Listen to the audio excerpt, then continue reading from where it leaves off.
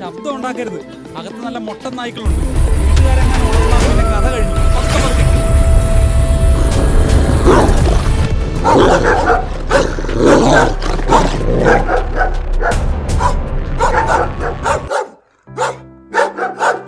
ഇന്ന് ഇറങ്ങിയത് വെറുതെയായി.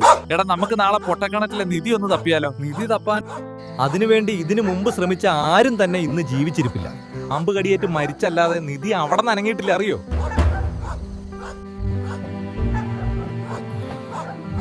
അതിനെന്തെങ്കിലും സൂത്രം കണ്ടെത്തണണ്ടാ.